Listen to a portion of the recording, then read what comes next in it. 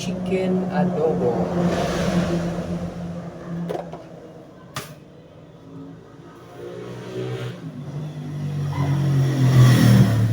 Sa impluensya ng bato. Noon siya'y the best. Mga kontrapanes, puta sobrang banges.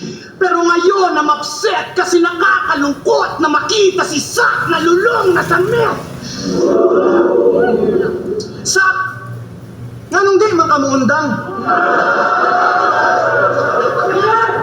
Ingon sa imong asawa, di daw kamukaon, maski lami ang sudan. Tignan nyo naman, mukha siyang sleep deprived. 37 pa lang yan, mukha ng 55 sa sobrang addict niya ni Sak kapag wala na siyang pang-shabs, puta sumisinghot ng crispy fry. Walang tulog, parang graveyard yung shift. Nakakatulog siya ng 8 hours per week.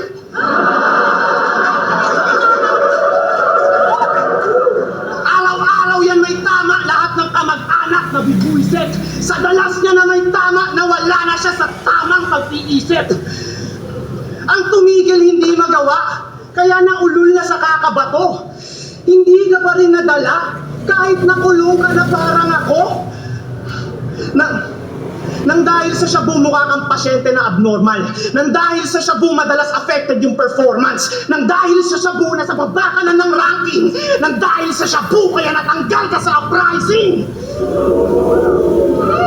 Totoo ang mga story kaya the truth hurts. Sana bigla ka ng ma-OD parang si Juice WRLD. Mala Allen Iverson daw magtrabaho. Mayabang ko na artist. Mala Allen Iverson ka nga gago kasi ayaw mo mag-practice. Kahit maglagay ng bet, malabong ma-upset. You'll get manhandled kahit 1 month prep. Sak! Huwag ka na lang kaya bumatel kung hindi mo na trip. 2-day prep, pinagyayabang mo palagi. Tol, hindi yun astig. Oo, mahusay kang sumulat, kaso di mo batid. Walang silbi, magandang sulat kung hindi mo na spit.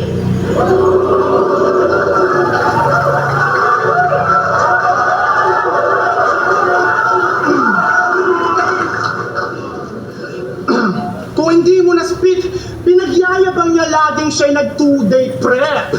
Kaya sa kanya dismayado na rin yung in-check. Wala na daw pake kung win or lose, siya hindi na nag-care. Gago, ginawa mo na lang yung excuse para di mag-prepare. Kaya predictable ang gagawin mong bobo ka. Kasi repetitive yung strategy at formula. Sa round 1 and 2, malakas pa lyrics at bara niya. Kaso sa round 3 nito, biglang nagiging madrama na. Puta, nagiging madrama sa battle. Nauumay na yung audience sa lamya. Yung pagiging madrama sa battle, natutunan yun ni Poison sa kanya. Kaya medyo comedy, pero pag ako umaksyon, paningin mo magdodobol. Kung mahilig ka sa drama, ma-experience mo tong horror.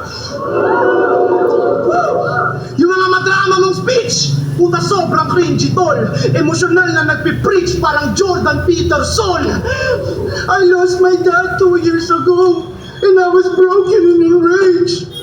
Para ko si Smuggler sa amin cause I was going through a stage. Shut the fuck up! Pambugok at sobrang corny ng atake mo. Nakakalungkot kang panoorin parang Hachiko. Di ba respect the past to build the future?